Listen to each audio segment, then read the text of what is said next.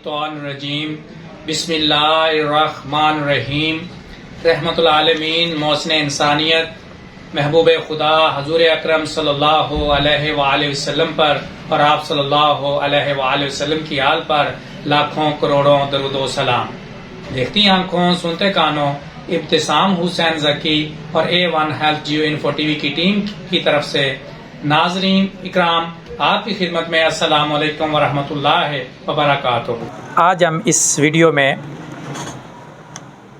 इस अहम नुक्ते को बयान करना अहम समझते हैं कि नाज़रीन इकराम, इंसान के जिस्म की तबई हरारत जब तब्दीली आती है तो उसको हम बुखार कहते हैं।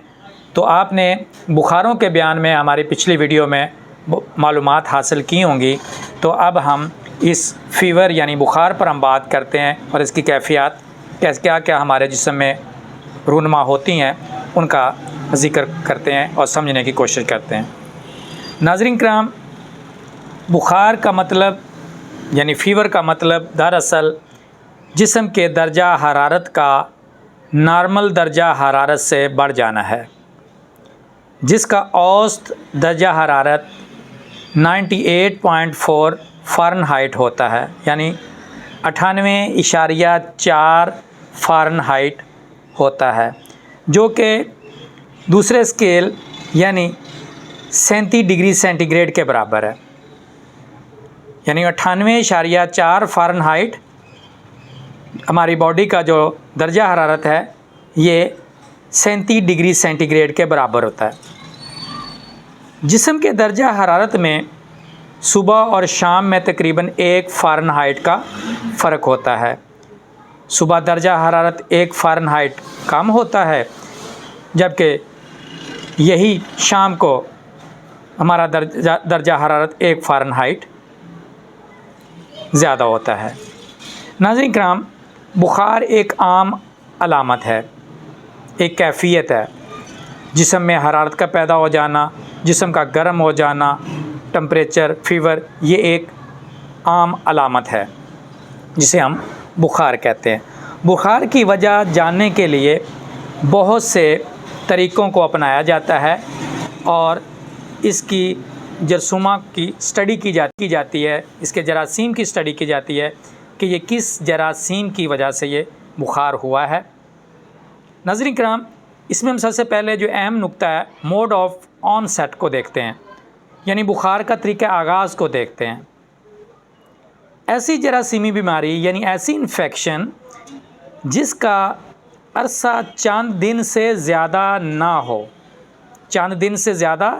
ना हो, का बुखार फ़ौरन हो जाता है, यानी फ़ीवर फ़ौरन हो जाता है और अमूमन बहुत तेज़ होता है ऐसी इन्फेक्शन में, जिसका ज़्यादा अरसा नहीं होता।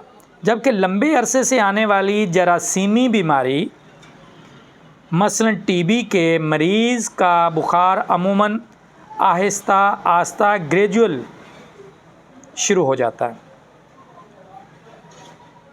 नाज़रीन किराम, इसी तरह कपकपाहट तारी होना और सर्दी लगना यानी रिगर्स एंड चिल्स, कपकपाहट तारी होना और सर्दी का लगना। मलेरिया का बुखार आम तौर पर सर्दी के साथ होता है और इसमें मरीज़ पर कपकपाहट भी तारी हो जाती है, कांपने लगता है, बहुत ज़्यादा सर्दी महसूस करता है। मगर कपकपाहट किसी भी इन्फेक्शन में तारी हो सकती है, यानी कि ये एक हतमी अलामत नहीं है। ये कपकपाहट हमें हो रही है तो ये मलेरिया की वजह से है, किसी और इन्फेक्शन में भी ये कैफियत तारी हो सकती है। इसी तरह नाज़रीन किराम, ग्रेड ऑफ फ़ीवर है, यानी बुखार की शिद्दत है।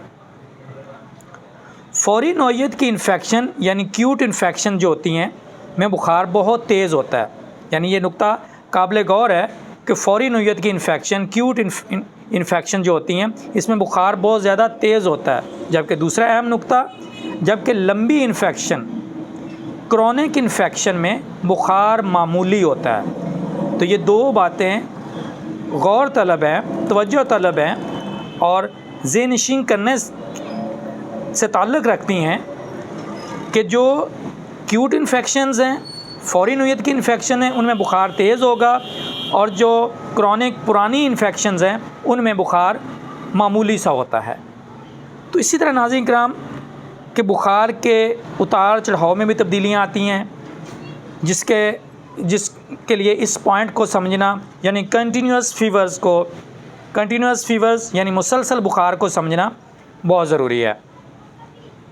इस किस्म के बुखार में मरीज़ का बुखार मुकम्मल तौर पर नहीं उतरता और ज़्यादा से ज़्यादा बुखार और कम से कम बुखार के दरमियान डिफरेंस होता है। वो स्पेसिफ़िक जो डिफरेंस है, जो फ़र्क है, वो 1.5 फ़ारेनहाइट से ज़्यादा नहीं होता। तो नाज़रीन किराम, अब ऐसे बुखार की हम मिसाल देते हैं कि भाई ऐसा कौन सा मुसलसल बुखार होता है, कंटिन्यूस फीवर होता है, वो है टाइफाइड का बुखार। इस तरह का होता है जिसमें इस किस्म के बुखार में मरीज़ का बुखार मुकम्मल तौर पर नहीं होता और ज़्यादा से ज़्यादा बुखार और कम से कम बुखार के दरमियान, जो टाइफाइड फीवर के अंदर नाज़रीन करम 1.5 फ़ारेनहाइट से ज़्यादा नहीं होता। तो ये मिसाल टाइफाइड फीवर को समझने के लिए कारआमद साबित होती है। इसी तरह नाज़रीन करम एक बुखार रिमिटेंट फीवर कहलाता है। रिमिटेंट फीवर्स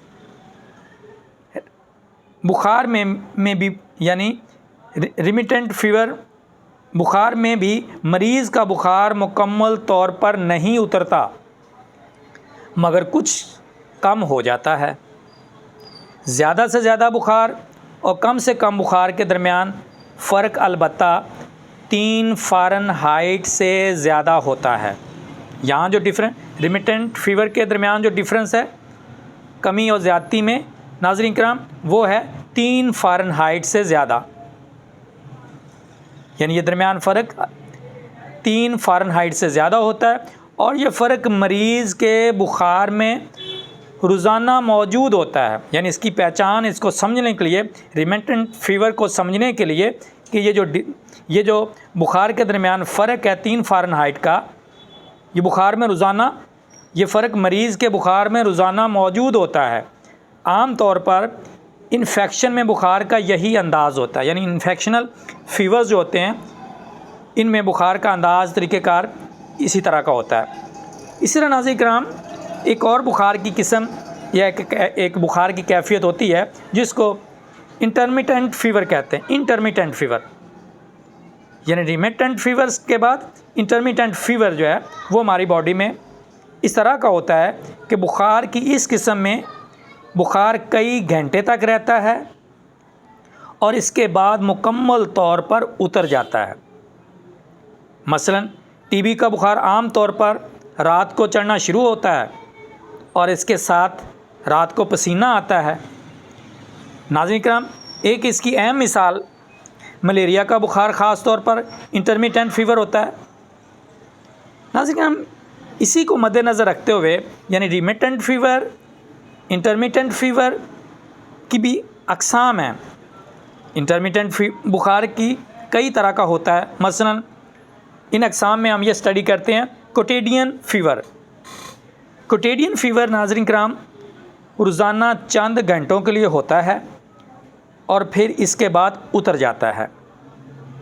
अब दूसरा फ़ीवर है टर्शियन फ़ीवर है।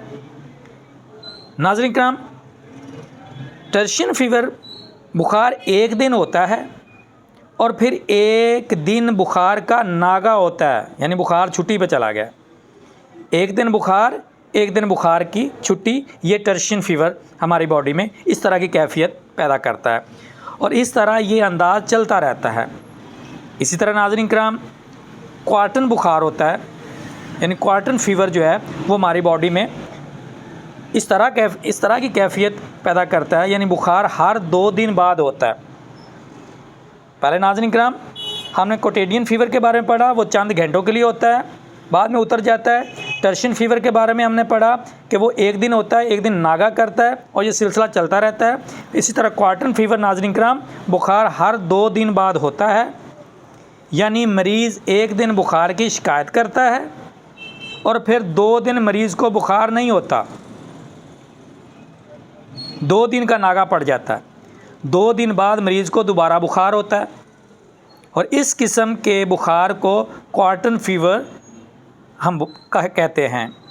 इसी तरह नाज़रीन करम एक बुखार की एक और किस्म है जिसको हम रिलैप्सिंग फीवर कहते हैं। रिलैप्सिंग फीवर नाज़रीन करम यानी कैद का बुखार, लौट कर आने वाला बुखार, बार बार आने वाला बुखार। नाज़रीन करम ये मखसूस पेचदार जरासीम की वजह से होता है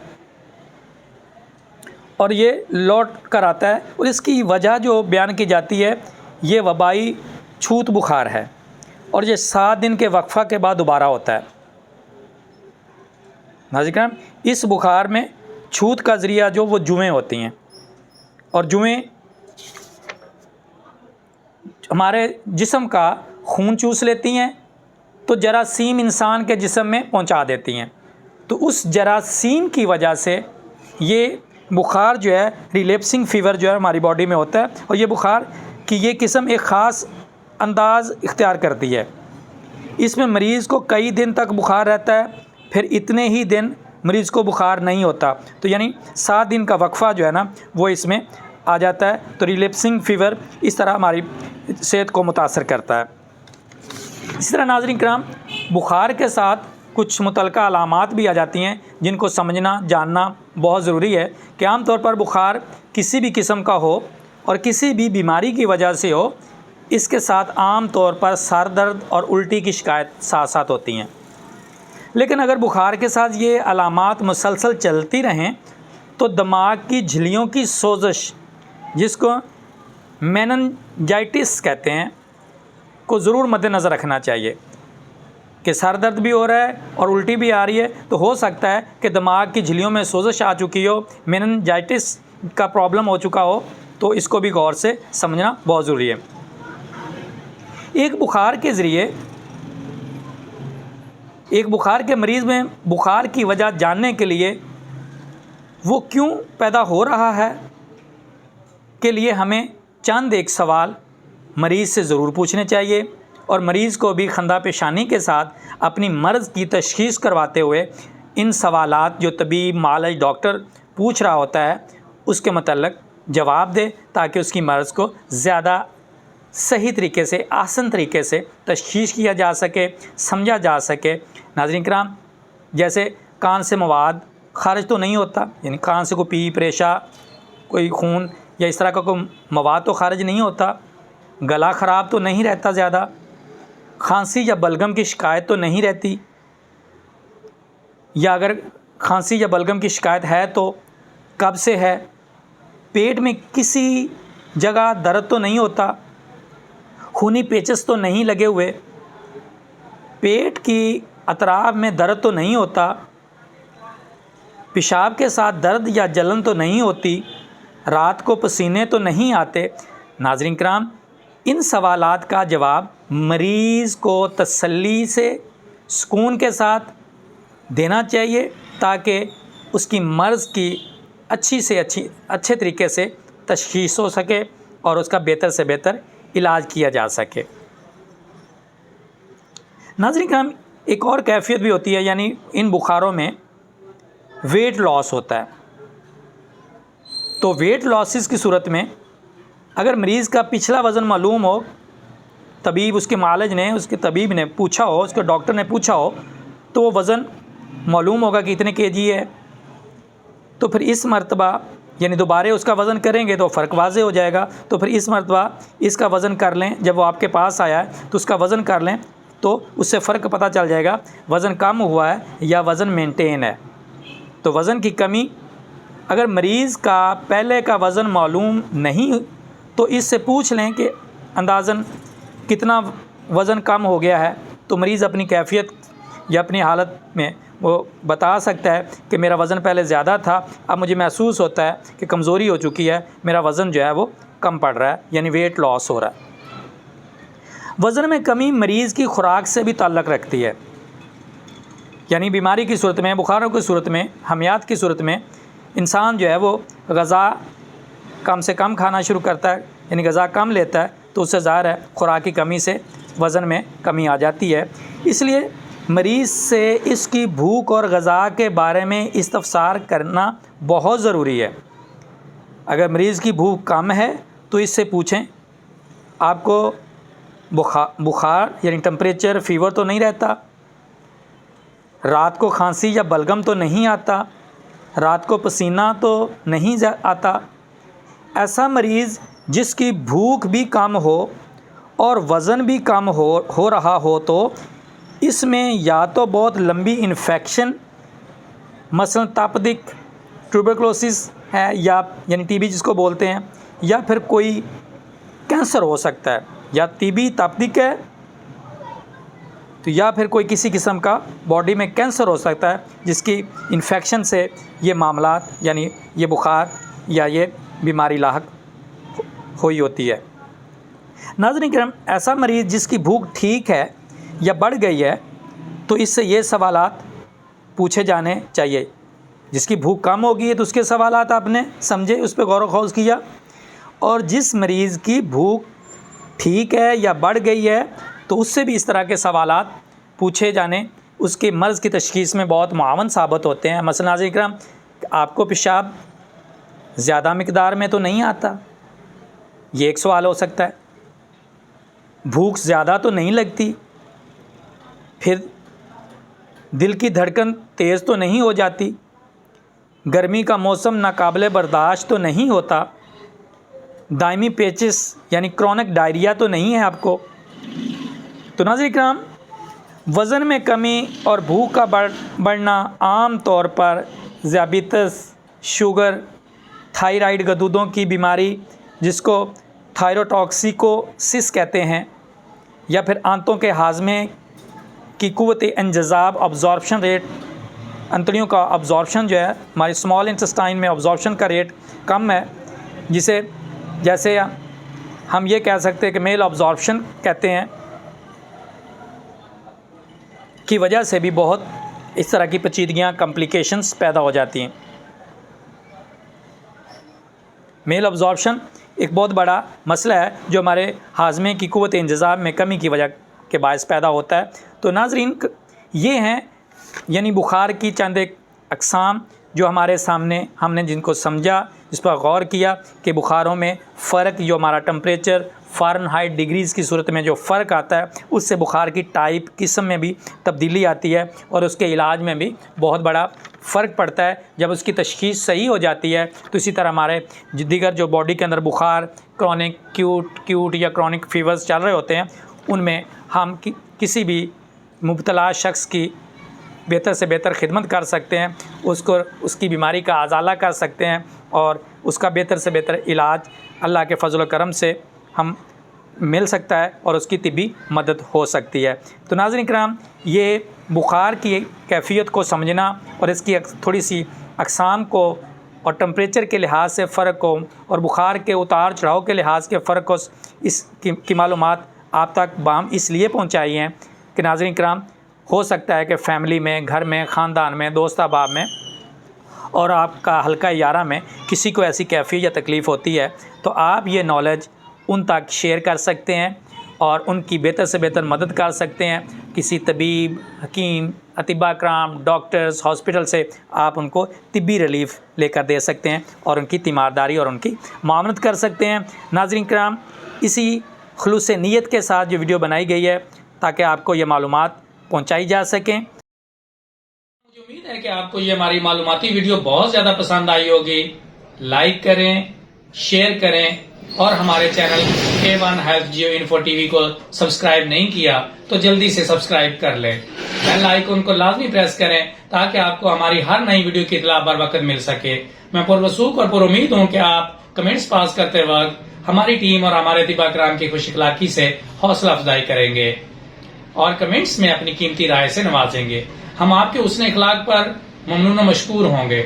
A1 हेल्थ जियो इन्फो टीवी की टीम, अतिबा कराम आपकी उम्र दराजी और अच्छी सेहत के लिए दुआ गो है। जज़ाकल्लाह खैरा।